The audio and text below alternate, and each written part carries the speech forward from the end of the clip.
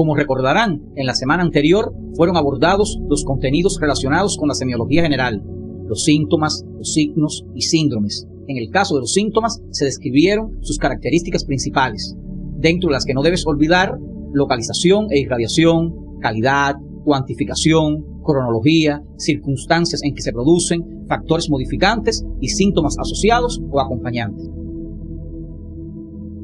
Después de obtener una relación detallada de los principales síntomas que manifiesta el paciente, debemos iniciar el interrogatorio por aparatos o sistemas para descubrir síntomas no revelados durante la entrevista. Es un escrutinio de síntomas adicionales no asociados por parte del paciente con el motivo de consulta principal. Por ejemplo, el motivo de consulta de una paciente puede ser decaimiento y en el interrogatorio por sistemas refiere sangramientos vaginales frecuentes como parte del síndrome anémico. Recuerda los requisitos para realizar un buen interrogatorio que fueron estudiados durante la semana anterior. Para facilitar el estudio del contenido de los síntomas por los diferentes sistemas, tendrás en cuenta la estructura que aparece en el modelo de expediente clínico recomendado para su aprendizaje en tu libro de texto. Y para familiarizarte con la terminología de estos, debes revisar el glosario de términos que aparece en su CD. Recuerda que durante este momento debes utilizar un lenguaje claro y comprensible para el paciente y lo transcribes con el lenguaje técnico. Por ejemplo, en el caso de un paciente que refiere en el sistema respiratorio sensación de que el aire no puede entrar a los pulmones o le es difícil respirar, lo registrarás con el término de disnea. En estos momentos se obtendrán los síntomas. Su descripción semiográfica se irá incorporando durante el estudio de cada sistema.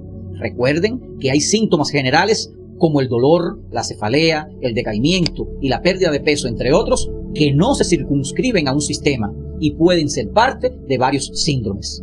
Es importante que durante la obtención de estos síntomas a través del interrogatorio, el médico no solo utilice un lenguaje claro, sino que además transmita confianza y seguridad al paciente y debe evitar expresiones verbales o extraverbales que produzcan iatrogenia. La palabra iatrogenia proviene de iatros, que significa médico, y genia, que significa engendrar. Se incluyen bajo esta denominación todos los efectos nocivos que pueden derivarse de la gestión médica e incidir sobre los pacientes y sus familiares, o menos frecuentemente sobre otras personas. La acción iatrógena puede generar síntomas, alargar la evolución de la enfermedad, determinar complicaciones y hasta causar la muerte. Pueden ser iatrógenos la mirada, el silencio, la palabra, las manos y los medicamentos. Existen dos grandes categorías de iatrogenia, teniendo en cuenta la vía fundamental utilizada por los recursos médicos mal empleados. Ellas son la iatrogenia de orden psicológico por la mala utilización de recursos que actúan predominantemente por la vía psíquica y la iatrogenia de otro orden por la mala utilización de recursos que no actúan predominantemente por la vía psíquica. Es más frecuente la iatrogenia de orden psicológico, ya que existe la tendencia médica a subvalorar la significación de las influencias psicológicas en las relaciones profesionales, lo que no ocurre con los recursos que actúan a nivel biológico, como son los fármacos, una maniobra exploratoria o una técnica quirúrgica, con los que se tienen más cuidados por sus potencialidades iatrogenizantes. En la actividad orientadora de hoy se hará énfasis en las iatrogenias que se producen por mala utilización de recursos que actúan fundamentalmente por la vía psicológica, entre las que se encuentran la iatrogenia por deficiencias en la relación médico-paciente, el mal uso del interrogatorio, las deficiencias en el examen físico, el mal uso de exámenes complementarios, el manejo inadecuado de la información, las deficiencias en las prescripciones médicas y las que se producen por violaciones éticas. Las iatrogenias producidas por deficiencias en la relación médico-paciente suelen suceder por la subvaloración que hace el profesional de la importancia de este intercambio, por el desconocimiento de los factores psicológicos que en ella tienen lugar y o por la inseguridad y angustia que surge ante la enfermedad, motivo de consulta o ante situaciones humanas extraprofesionales que el médico involuntariamente transmite a sus enfermos. Durante el interrogatorio se puede cometer iatrogenia cuando es deficiente por su brevedad y el paciente percibe manifestación de apuro, es indiscreto y el paciente aprecia que las preguntas no tienen una relación clara con su problema, es inductor de síntomas, se utilizan términos que el paciente no conoce, lo que provoca dificultades en la comunicación. Y por último, cuando el interrogatorio tiene mala sistematización, lo que causa serias dudas relacionadas con la capacidad científica del médico. El examen físico es un proceder médico altamente valorado por los pacientes y puede producir daño por las mismas causas que el interrogatorio, por lo que el médico debe programar la exploración de su paciente valorando no solo sus necesidades diagnósticas, sino también las preocupaciones de éste. La iatrogenia por mal uso de los exámenes complementarios se comete cuando el médico comenta dudas con respecto a sus resultados o los repite sin una explicación adecuada, lo que puede provocar angustias en los mismos. El mal uso de la información es la causa más frecuente de iatrogenia y también la que ocasiona los efectos más nocivos entre todas las formas producidas por vía psicológica. Entre ellas tenemos la información omitida o insuficiente, la información excesiva, la angustiante, la información a otro nivel, la contradictoria, la información inconsistente y la indiscreción en la información médica. En estos tipos de iatrogenia y las que se producen por deficiencias en las prescripciones médicas y la violación de la ética, deben profundizar en la bibliografía que aparece en el CD de la asignatura. A continuación, se relacionan algunas recomendaciones para evitar la iatrogenia. Piense siempre en no hacer daño. Dé el valor que merece el establecimiento de una buena relación médico-paciente. Aprenda a situarse psicológicamente en el lugar del enfermo.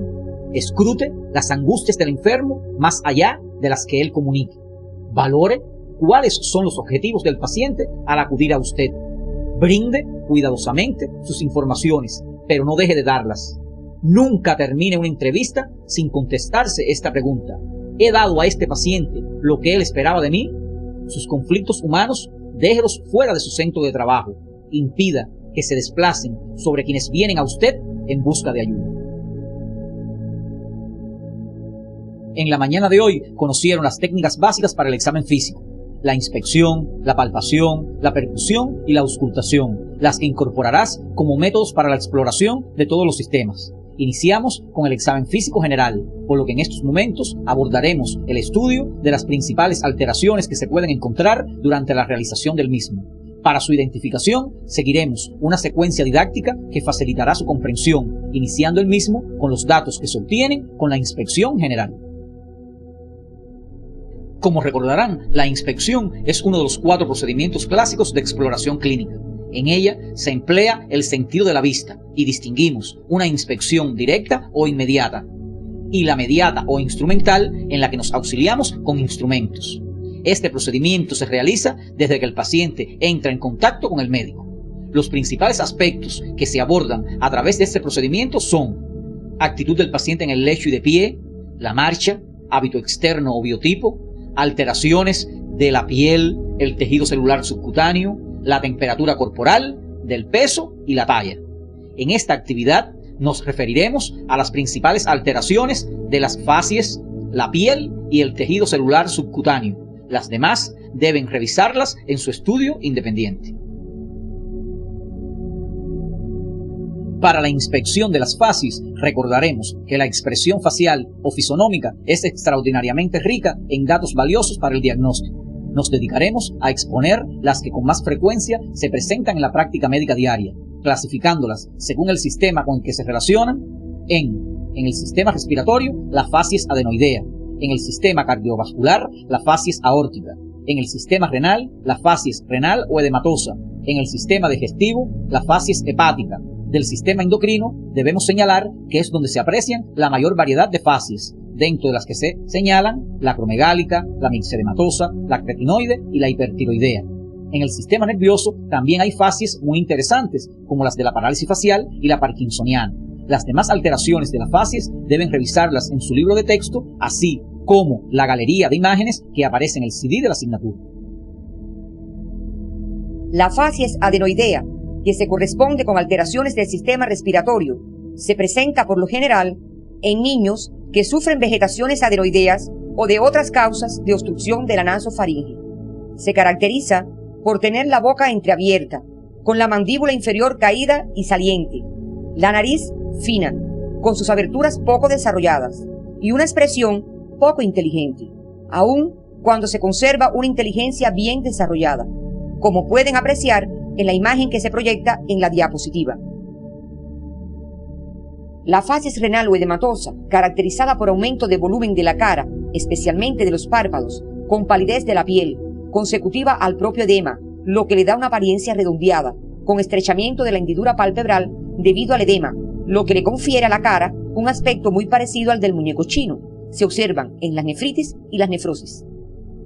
Dentro de las facies de los procesos digestivos, le presentamos la que se observan en las alteraciones hepáticas de evolución crónica. Se caracteriza por tinte amarillo o pajizo de la piel, en la que pueden observarse pequeños vasos en forma de araña que se denominan arañas vasculares o telangiectasias aranoideas. Algunas veces en la frente y las mejillas se observan manchas oscuras pigmentarias.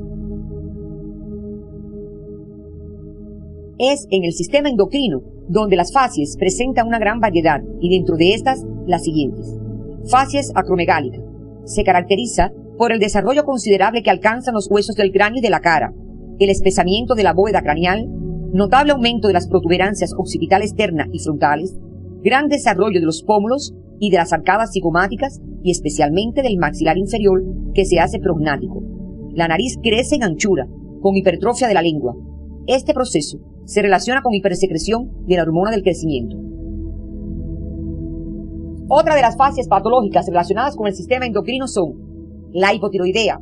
La apariencia es de apatía y estupor, la piel es rugosa, seca y espesa, y los párpados abotagados, los labios grandes y volteados hacia afuera, la nariz ancha, las orejas gruesas, el pelo poco abundante y con tendencia a la caída, como ocurre en las cejas, lo que constituye el signo de la cola de las cejas. Se observa en el mixedema por déficit de la secreción tiroidea. La facie hipertiroidea es muy característica y de gran valor diagnóstico. Se observa en los casos de hiperfunción tiroidea y se caracteriza por aspecto que adquiere la facie de susto, a la cual se unen los ojos salientes, saltones, muy abiertos, con gran abertura de la hendidura palpebral y la ausencia casi total de pestañeo. Otras facies relacionadas con este sistema puedes revisarlas en la galería de imágenes del CD y en tu libro de texto. La facies de la parálisis facial es típica de algunas afecciones del sistema nervioso y se caracteriza por desviación de la boca hacia el lado sano, con descenso de la comisura labial y ausencia de los pliegues faciales en la mitad paralizada. La parálisis facial periférica se distingue de la de origen central al observar la imposibilidad de cerrar el ojo del lado enfermo por falta del descenso del párpado superior. Debes profundizar estos elementos en tu libro de texto. Otro de los órganos que se inspeccionan en el examen físico general es la piel, en la que se manifiestan lesiones en el curso de varias enfermedades, detectándose por este proceder cambios importantes, dentro de los que ocupan un lugar preponderante los relacionados con su coloración, ya que las lesiones primarias y secundarias serán abordadas en el transcurso de otra asignatura, la dermatología o enfermedades de la piel. También se profundizará en el estudio independiente en las principales alteraciones de las faneras, que están constituidas por el pelo y las uñas. El color de la piel está determinado por dos factores: de la coloración roja de la sangre que circula por las redes capilares de la dermis y de la materia colorante negra o melanina que se encuentra en las células de la capa profunda de la epidermis. En circunstancias patológicas, el color de la piel se modifica por la cantidad y calidad de la sangre, por el número o calibre de los vasos sanguíneos, la cantidad o distribución de la melanina, o debido al depósito de diversos pigmentos. Profundiza estos y otros factores en tu libro de texto. Las principales alteraciones del color de la piel que estudiaremos en la video de hoy se relacionan con la cianosis o coloración azulada de la piel y las mucosas, que es producida por dos causas fundamentales. Un primer grupo producidas por la presencia de hemoglobina reducida más de 5 gramos en 100 mililitros de sangre, y un segundo grupo originadas por la presencia de derivados estables de la hemoglobina, como son la metahemoglobina y la sulfohemoglobina. Las cianosis originadas por el aumento de hemoglobina reducida se producen por la presencia de la sangre en los tejidos durante un tiempo mayor al que debe normalmente estar, con lo que aumenta su concentración en dióxido de carbono, como se observa en la pérdida de la capacidad del corazón para impulsar toda la sangre que le llega, como en el caso de la insuficiencia cardíaca derecha. Por alteraciones locales, por compresión de troncos venosos o deficientes drenajes de la circulación venosa de un territorio, producidos por procesos inflamatorios o intrínsecos de la vena o procesos tumorales o cicatrizales vecinos, y por la normal distribución de la sangre en las extremidades con disminución de la sangre arterial y del reflujo venoso. A estas cianosis se les denomina también de causa periférica. Otras condiciones que producen cianosis por aumento de la hemoglobina reducida son cuando la sangre a su salida del ventrículo izquierdo contiene una cantidad de esta por encima de las cifras normales. Son las llamadas cianosis central, cuyas causas fundamentales se deben a trastornos pulmonares y circulatorios, o cuando coinciden los dos factores anteriores. La explicación de estos mecanismos los puede consultar en su libro de texto.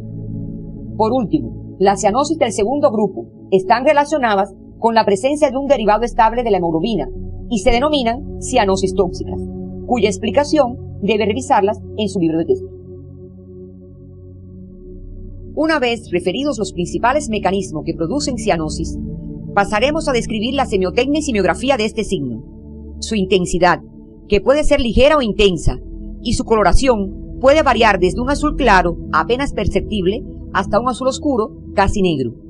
Su localización puede ser difuso o localizado. Se hace más evidente en algunas regiones, como los labios, la nariz, las mejillas, los pabellones auriculares, las manos y los pies, y en especial las extremidades de los dedos y el lecho unguial. No dejes de explorar la mucosa de los labios, de la lengua, de la bóveda palatina y de la faringe. La cianosis, llamada en esclavina, se presenta en cara, cuello y extremidades superiores, y es detectable en los casos de patologías del mediastino que comprimen la vena cava superior. Para confirmar o no la certeza de la cianosis, es necesario determinar su diagnóstico definitivo, que se basa en la comprobación del color azulado de la piel, mucosas y órganos internos, y diferenciarlo de otras coloraciones similares de la piel. Puede ser comprobado presionando en el área de coloración sospechosa para vaciar la sangre. De reducirse o disminuir, confirman este signo. De persistir, disminuye la posibilidad de que sea cianosis. En ocasiones, para confirmar este signo, se puede indicar la dosificación en sangre de hemoglobina reducida o por la comprobación de la variedad anormal de la hemoglobina a través de la espectrofotometría. Por último, para determinar si la cianosis es central o periférica, debemos tener en cuenta que las cianosis centrales son generalizadas y no se modifican por la elevación de la extremidad cianótica por encima del nivel del corazón, y la temperatura se mantiene, por lo que se dice que es caliente, a diferencia de las periféricas con características contrarias a las mencionadas. Para realizar el semiodiagnóstico deben recordar los mecanismos fisiopatológicos que la producen, lo que les ayudará a identificarlas fácilmente. La cianosis de causa tóxica se produce por la ingestión de sustancias como nitritos, cloratos, sulfonal, trional, entre otras, y las de causa periférica y central por alteraciones a nivel local o de los sistemas respiratorios o cardiovascular, lo que deben revisar en su libro de texto. Teniendo en cuenta lo anterior, podemos afirmar que este signo puede constituir un signo de alarma o urgencia en afecciones agudas o acompañar a enfermedades crónicas. Otra de las alteraciones de la coloración de la piel de importancia en la práctica médica lo constituye la coloración amarilla de piel, mucosas y líquidos orgánicos. Esto se debe la mayor parte de las veces al aumento de la bilirrubina circulante, a lo que se le denomina ictericia o síndrome ictérico.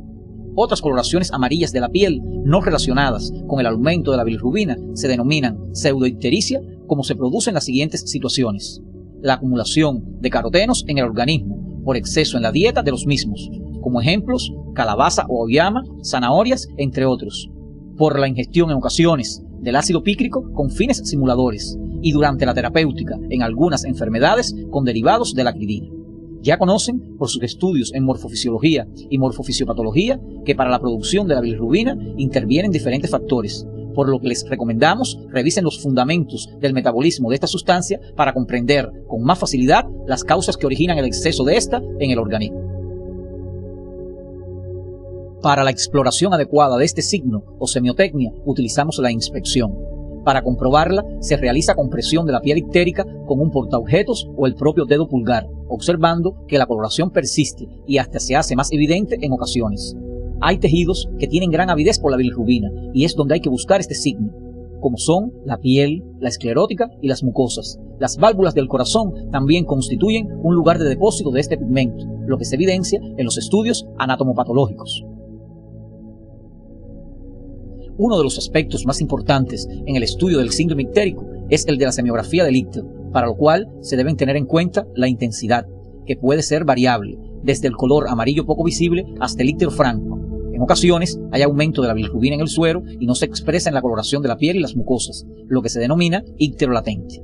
Localización. Como se expresó anteriormente, existen ciertos tejidos que tienen gran afinidad por la bilirrubina, que serán exploradas con todo cuidado como son escleróticas, cara inferior de la lengua, bóveda palatina, principalmente velo del paladar, piel de la frente, de la región anterior del tórax, del abdomen y de los miembros superiores e inferiores. La tonalidad o tinte no son homogéneas y se distinguen los siguientes tintes: flavínico, verdínico, rubínico y melánico, de gran importancia pues evidencian patologías diversas. El tinte flavínico se presenta con color amarillo claro y se observa con frecuencia en las anemias hemolíticas. En el tinte rubínico, la piel se torna de color amarillo más intenso, con un tinte rojizo o rojo parduzco, lo que manifiesta una ictericia de causa hepatocelular, como se observa en la leptospirosis ictero-hemorrágica. El tinte verdínico se caracteriza por presentar una coloración verdosa, más o menos franca o verde-amarilla, debido a la presencia de biliverdina, y se observa en las ictericias obstructivas.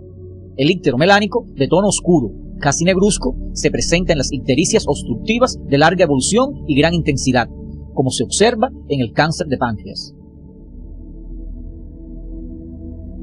La ictericia se acompaña de otros síntomas, dentro de los cuales se citan el prurito, entre los que afectan a la piel, que puede ser desde moderado hasta intenso, detectado por las huellas de rascado en la piel del enfermo. Su presencia no es constante y su intensidad es muy variable. En algunos casos se hace intolerable. Se percibe en los espacios interdigitales, las axilas, el abdomen y las extremidades.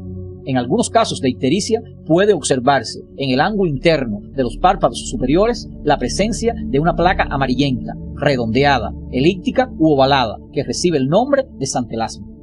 Otros síntomas asociados son de gran interés y sobre todo se relacionan con el sistema digestivo, dentro de los que se señalan anorexia, repugnancia a ciertos alimentos, estreñimiento y la decoloración de las heces, conocida con el nombre de acolia. La orina de los pacientes con íctero presenta una coloración pardo clara u oscura, denominada coluria. Otros síntomas acompañantes son los cardiovasculares, entre los que deben mencionarse la bradicardia, la hipotensión arterial y, en las formas graves, las hemorragias nasales, gingivales y subcutáneas. Finalmente, dentro de los síntomas del sistema nervioso pueden aparecer el insomnio y la astenia, y en algunos casos interesantes trastornos visuales como la dificultad para ver en la oscuridad y la visión amarilla de los objetos. Una vez estudiado la semiología del íctero, debemos determinar las posibles causas que lo provocan. Existen ictericias por aumento de la formación de bilirrubina libre, como se observa en las anemias hemolíticas. Las ictericias por trastornos en la captación hepática de la bilirrubina, por ejemplo, en la enfermedad de Gilbert. Las ictericias por trastornos de la conjugación pueden deberse a varios factores como son la inmadurez hepática en los recién nacidos, la ausencia de glucuronidrotransferasa y la inhibición de la glucuroconjugación por la leche materna y drogas.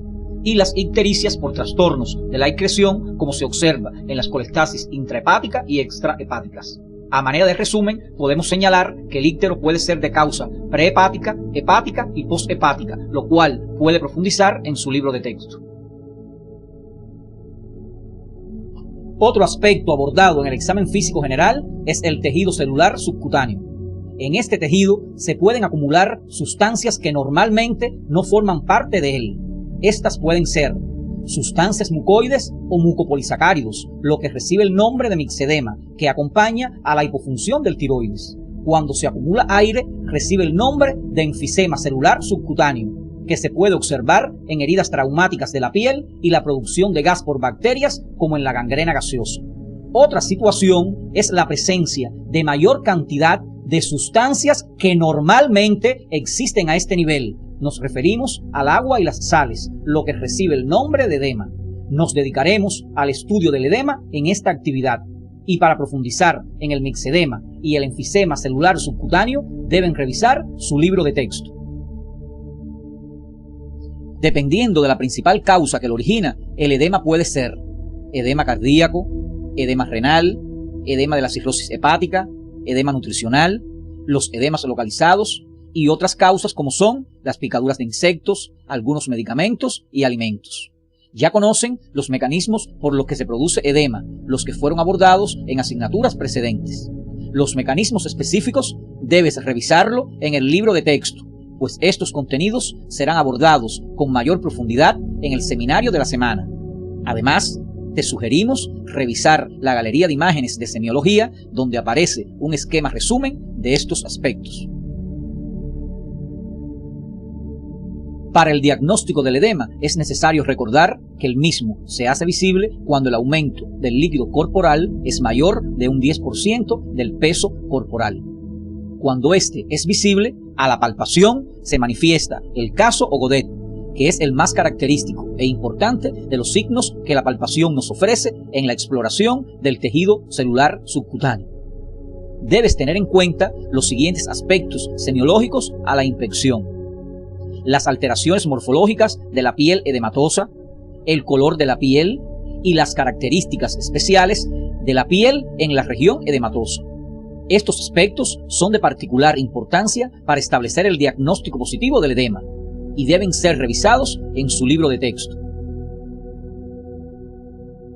Además de la inspección, es necesario realizar la palpación de la región edematosa para comprobar su temperatura, su sensibilidad, la consistencia y su humedad.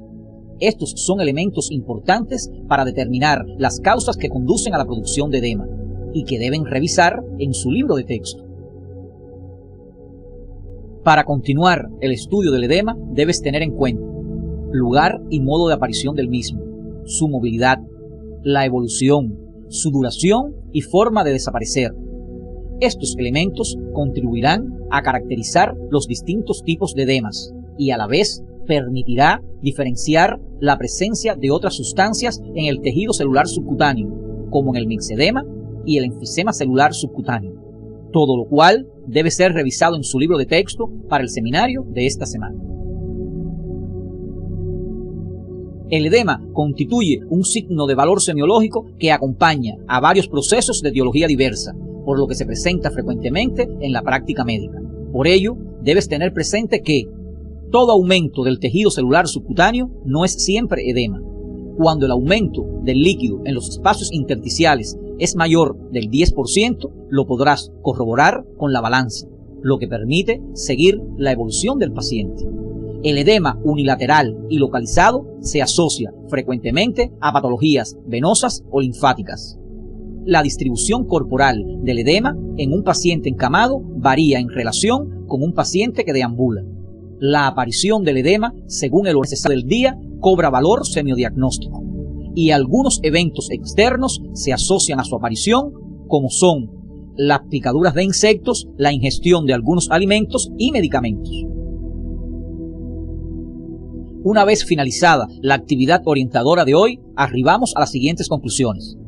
El interrogatorio por sistemas permite al médico obtener síntomas de otras esferas que no fueron referidos por el paciente durante la historia de la enfermedad actual. En el ejercicio de la clínica, los errores en la comunicación y la violación de la ética son causantes de iatrogenia, siendo la psicológica la que con más frecuencia se presenta. El médico debe educarse en seguir un orden riguroso del examen físico, desarrollando las habilidades de inspección, palpación, percusión y auscultación en todos los sistemas, para integrarlos posteriormente con los datos obtenidos al interrogatorio. El examen físico general depende fundamentalmente de la inspección y la palpación, a través de los cuales se obtienen diferentes signos como son la cianosis, la ictericia, el edema y las alteraciones de las facies, entre otras, que acompañan enfermedades agudas o crónicas. El estudio semiológico del edema es de gran valor para el diagnóstico, ya que este acompaña a múltiples procesos y es muy frecuente en la práctica médica. La coloración amarilla de piel y mucosas no siempre se asocia a enfermedades hepáticas y los síntomas acompañantes en ocasiones pueden delatar el síndrome. El interrogatorio general y por sistemas constituyen pilares fundamentales para el esclarecimiento de los hallazgos obtenidos en el examen físico general.